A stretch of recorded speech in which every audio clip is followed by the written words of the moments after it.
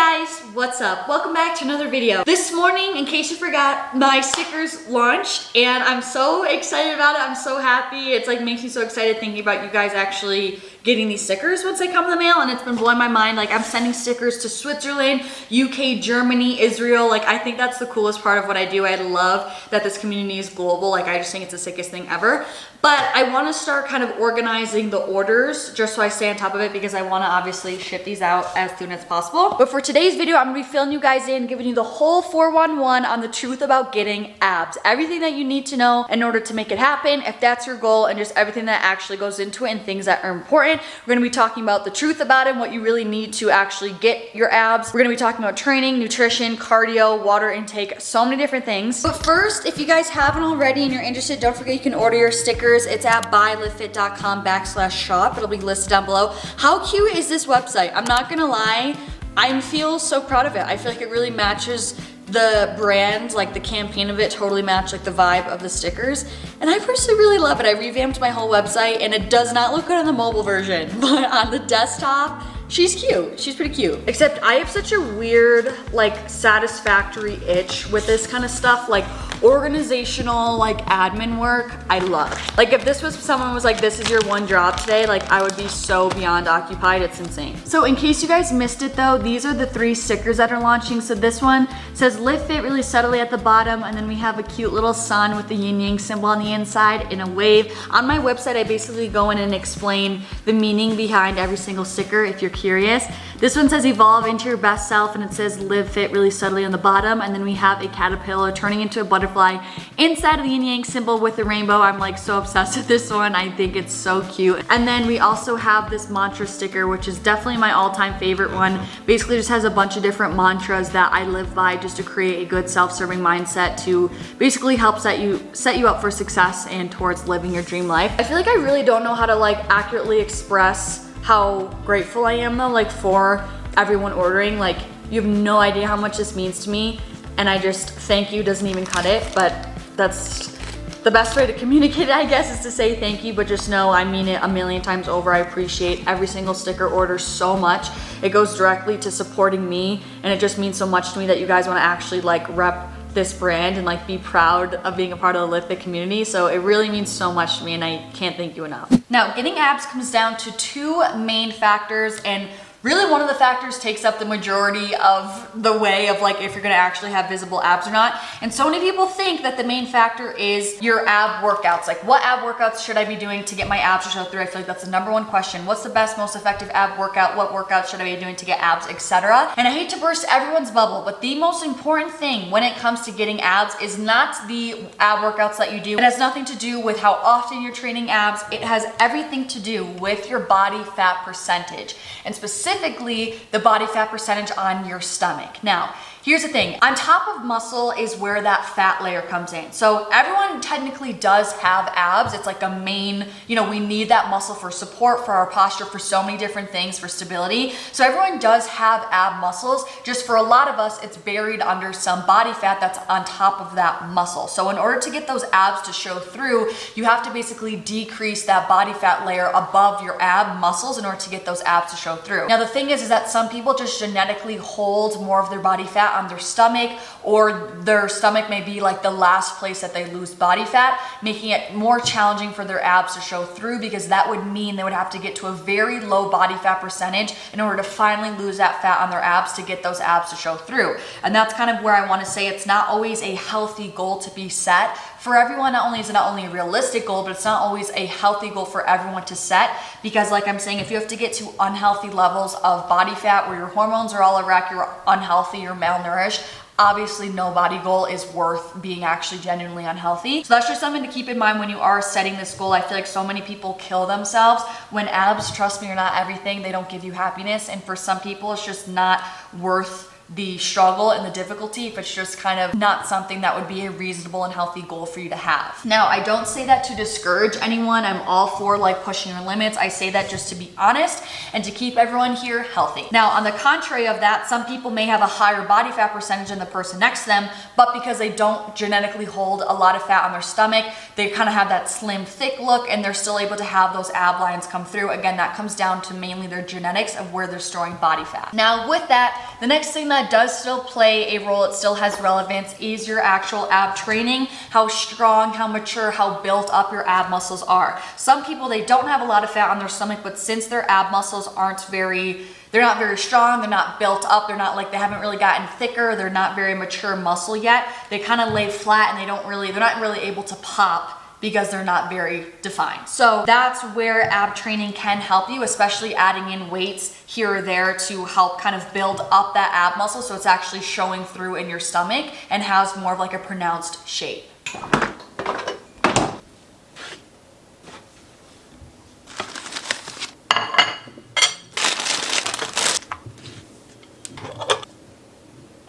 But first, we're gonna get into nutrition. I'm not even kidding. Every time I eat a peanut butter and jelly, I just have a moment of gratitude and say thanks to whoever developed this synergy of a combo. It's always so good. If your goal is to get abs, but in order to get there, you need to drop your body fat percentage, the scientific truth just states that you have to go into a calorie deficit if you're wanting to lose body fat, which basically means you're consuming less calories than you are burning throughout the day. That's what's going to cause your body to burn that body fat that you have and then therefore lean out to hopefully see your abs. Now, there's a few ways to make sure that you're staying in this deficit. One is to track your calories. If that's your cup of tea, freaking go for it. But if you're someone who likes to take more of a mindful, intuitive approach, which is me, I'm not someone who likes to track my calories, there's a few things that you can do to help you effortlessly be in a caloric deficit. First one, which is very straightforward, is just to decrease your portion sizes. So many people think that you need to eat certain things to lose weight, and really the bigger thing that takes place there is calories. You want to make sure that you're decreasing your calories. So it doesn't really matter what you're eating as long as you're not eating it in a surplus for the most part. So you can still stay enjoying all your favorite foods, but do what you can to just decrease your portion sizes to therefore ingest more calories. Next thing that you can do, make lower calorie substitutes. This is very straightforward. You can do simple things like eating cauliflower rice instead of regular rice, or maybe swapping out your hamburger buns and using like lettuce wraps instead of the buns. So many different things that you can do to help lower your caloric intake in your meal where you're still eating the same things that you love, but without it being so calorically dense. You can also do like little pita pizzas instead of like actually going to get a normal traditional pizza. That's something that's gonna be lower calories. So you really want to try to do things where you don't feel like you're eating less, where you don't feel like you're depriving yourself, but it's inevitably lower calorie. With that, another great thing is just to eat higher volume foods. These are essentially foods that take up more room on your plate. They're not calorically dense, so you can eat a lot of it and feel like you're eating a lot of food, but your calories are still manageable. So of course, the best way to do this is to add more vegetables into your diet. Now, arguably the most important thing when it comes to nutrition, especially when you're trying to get a leaner physique to have your abs pop through, is you want to make sure that you're eating enough protein. This one is huge for so many different reasons. First thing, protein is the most satiating macronutrient. The best way for me to really bring this point home to you guys is that if I were to tell you to eat 5 chicken breasts versus 5 donuts, you would easily be able to down the 5 donuts, or even if I told you to eat 5 tablespoons of peanut butter, you would be able to eat those pretty easily, but those 5 chicken breasts, you would feel stuffed. So it is definitely the most satiating macronutrient. It's really hard to feel like a bottomless pit when it comes to protein. 2, it has something called the highest thermic effect of food, which is essentially the amount of energy and calories it takes for your body to break down that protein. So it just takes even more calories. Your body's burning more calories just by simply digesting the protein. Because of that, it helps to keep you fuller for longer. So it's going to help to keep you satiated. You're not going to eat a good amount of protein and then be hungry 5 minutes later. It's going to keep you actually fuller and satiated because it takes more time for your body to digest it, like I said, and work through. It like literally does all the good things. It like supports your lean muscle tissue, which is what you want while satiating you. So it's like really hard to overeat it. So it like keeps your calories in check as well by making you feel really full. Just please make sure you're prioritizing protein every single meal. Ideally, you're eating anywhere from like 20 to 40 grams of protein per meal. It seems like a lot, but it's not that much. If you're someone who struggles to get your protein in. Of course, you can always use a protein powder. I'm always going to be an advocate for turning to whole foods first. But if you need them, supplements are here out of convenience, and also just like their name is, they're supposed to supplement your diet, not be the full thing. But I personally like Blessed Protein from EHPLABS. I like their chocolate milk flavor. This one I like really mainly because it does not bloat me at all. It doesn't upset my stomach at all. So it's like really easy to digest, which I love. It is plant protein, but it has all the essential amino acids, which means it is going to be used to help rebuild your muscles. And one scoop, there's 23 grams of protein, which is amazing. I think it tastes very good as well for a vegan protein. Again, my favorite flavor is chocolate milk, and also blueberry pie if you want like a fruity one. It's also gluten-free, soy-free, dairy-free, and there's no artificial flavors or colors, which is also awesome. So you could use code LIFT10 to save if you're wanting to try out this one, but of course any protein powder that you guys enjoy would work. You guys also want to know why I feel like so called out today? So I go a decent amount of time without washing my hair. Okay, it's no secret. I don't try to hide it. My boyfriend's been catching on. Okay, we're going on like 8-9 months of being together, and he's catching on. And so today he asked me, because he FaceTimed me earlier, and I was like, I kind of feel, you know, not super cute today. I'm like, you're looking a little rough. And he was like, why do you feel like you're looking a little rough? And I was like, I know, I feel like just my hair, blah, blah, blah. Because mind you, my hair has been in these braids. This is day 3 now.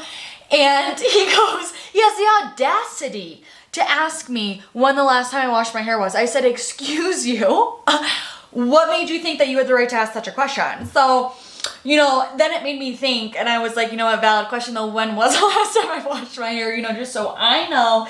And I realized that tomorrow it will have been a week since I last washed my hair. So I felt rather exposed that my boyfriend's like so up to speed now. I'm kind of like, why are you reading into me so much? Like, why are you so obsessed with me? No, I'm kidding.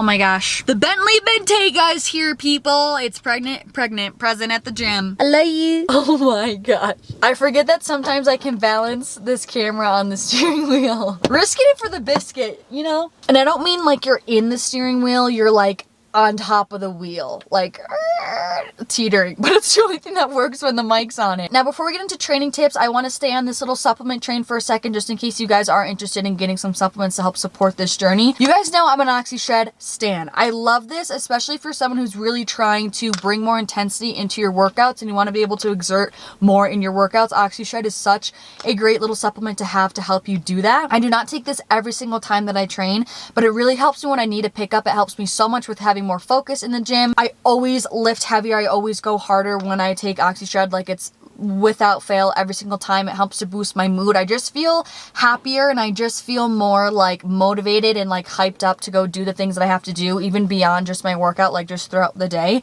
So you can honestly take this first thing in the morning if you want, or you could take it as a pre-workout right before you go actually work out. And this is a great supplement if you are someone who's trying to lean out and lose weight, because this is a thermogenic. So basically what that means is that it helps to transport your fat cells to be converted into ATP, which is our body's energy source. This product was literally clinically proven to increase your metabolic rate.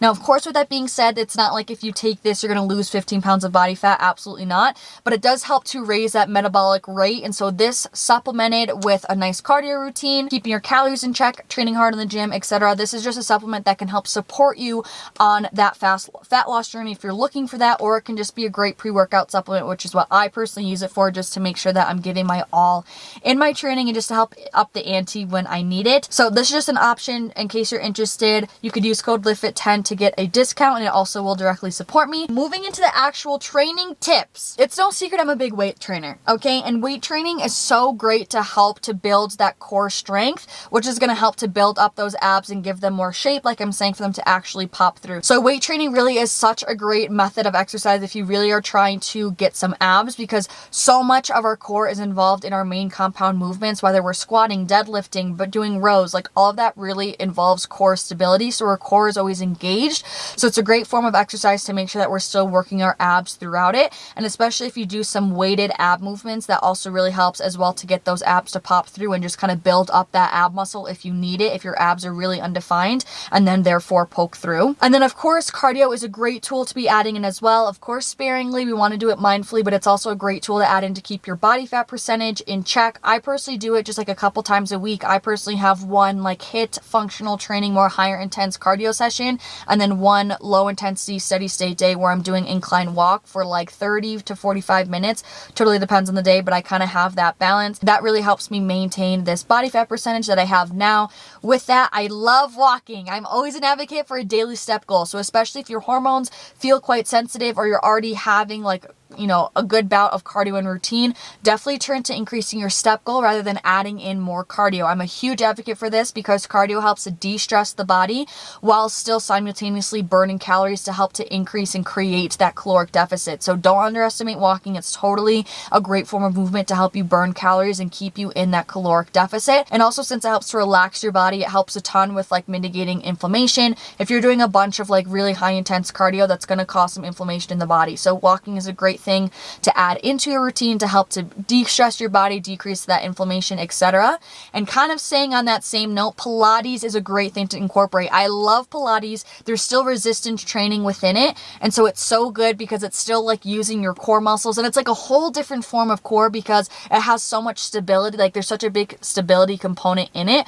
It's absolutely insane. Like I have not trained my core as much as I have with doing Pilates. Like so much of your core is engaged in so many different movements, like I said, in more of a stability way, and training your abs in so many different ways, whether it's for strength, stability, balance. It really helps have a really nice, well-rounded, strong core. So I love Pilates too to look into, and Pilates is known to help you have that kind of lean, long, toned muscle shape that so many people want. So it's a great thing also to add in as well. And a cayenne just pulls in. I can't take it. Hi, how are you?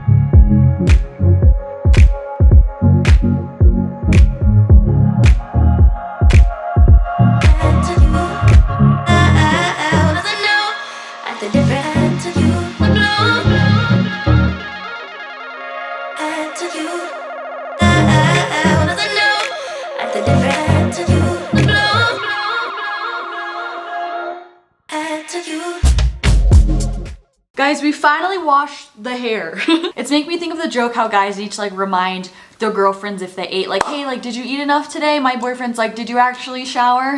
No, I'm kidding. I do shower every single day, but I just don't always wash my hair because it seems like such a project to me, and I hate going to bed with wet hair, so I need to do it in time for it to dry before I go to sleep, or else like I just won't wash it. We're gonna do some skincare, and I have a few more tips to share with you guys. And I've actually, I talked about this on Instagram, but I'm so excited about this company. They're called Fount Society, and they're new. And this was started by the same company of like Cozy Earth. It's like their new skincare line. I'm obsessed. Okay, first of all, branding gives me Roman Empire vibes, if you know what I'm talking about, the TikTok trend. But it's just like so sleek, and their whole thing is that it's about like using elements of nature for natural skincare. They like don't use any questionable ingredients or anything. They're like super natural.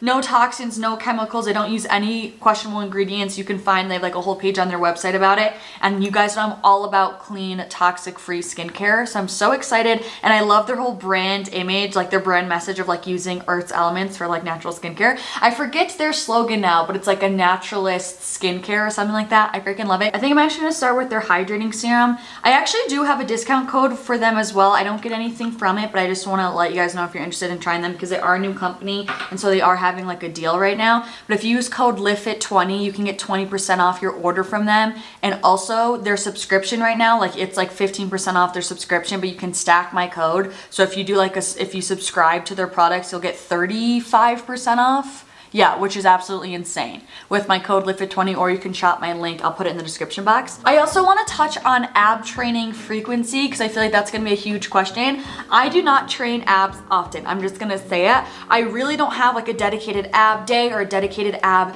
session. I'm doing it like in the midst of my other workouts. So like I said, when I'm doing Pilates, like my core is just automatically kind of activated in a majority of those movements, but also she'll have us do some definitive ab exercises exercises or my abs are like crying. So when I'm really consistent with Pilates, that's only like 1 time a week. I'm just doing like an at-home video by Move with Nicole. You guys know I love her. And it will be like a 30 to 35 minute Pilates session, so with like abs sprinkled throughout. And then the only other time I'm training abs is like throughout my full body functional days, like my functional circuits. Those are only once a week as well, and I'll only throw in like 2 ab specific exercises at the end of the workout, and I'll be doing that like circuit 3 times through. So it's really only like 2 to 3 ab exercises 3 times through per week that I'm like definitively doing an ab exercise. It also, my abs also are targeted like throughout the functional movements as well, just because they tend to be very full body movements. But again, the only time I'm like intentionally training abs is like 2 to 3 exercises per week. So there's no like magic number of how often you should be training abs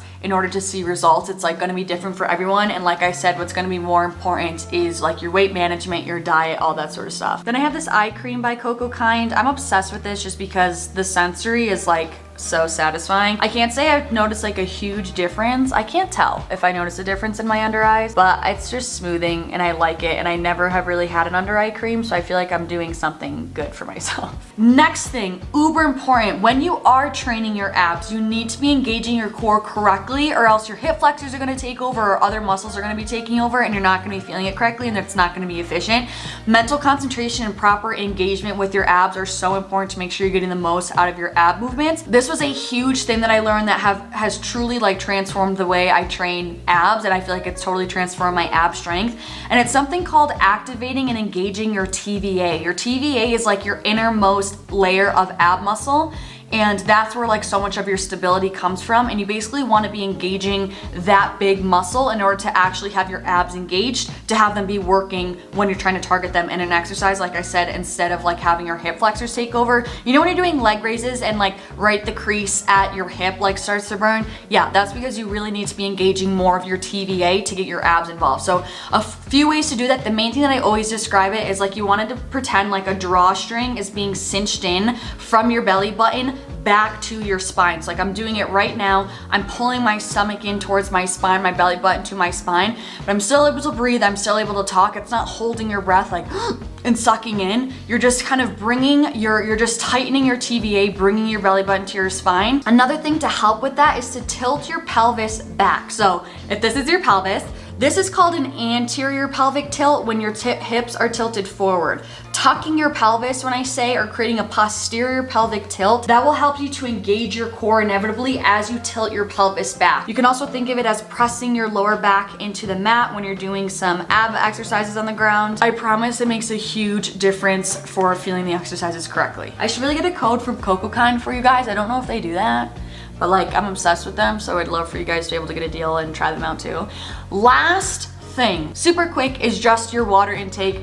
Water is so incredibly important. Like that does so much. It helps so much, honestly, with like managing your appetite and kind of appetite control and just making yourself actually feel full. Like when I don't drink enough water throughout the day, when I've like only had literally like a quarter of a gallon, I'm so much snackier and I just feel so much, I just don't feel as satiated throughout the day. And if anything, it just helps me feel more energized as well. I just feel more supple. It's also great for the skin, great for energy. Drinking enough water throughout your day, I promise, helps every other area of your life. Last but not least, I am using their water cream. If you want to get anything from Found Society, this is the best moisturizer. I'm stuttering because I'm so in love. Best moisturizer I've ever used. This is not sponsored. This is nothing. This is just amazing. This is nothing. This is everything. No, but for real. This stuff is so good. I'm so obsessed with it. It's like the lightest moisturizer I've ever felt in my life. Such a small bit goes such a long way. It's like a mix between a moisturizer and like the feeling and lightness of a serum. Like the way it glides on. Oh my god, I'm obsessed. I've been on such a skincare grind and I love it. Now it's like my self-care. It's like I get it now. I get why people are so obsessed with skincare. Anyways, you guys, thank you guys so much for watching this video. I really hope it helped. If you have any questions or comments about this topic, please feel free to comment them down below. If you enjoyed this video, don't forget to give it a thumbs up. And if you want to see more videos from me, you know what to do. Subscribe to assist. I'm sending you guys so much love. Thank you so much for watching, and hopefully I'll see you in the next video. Peace out.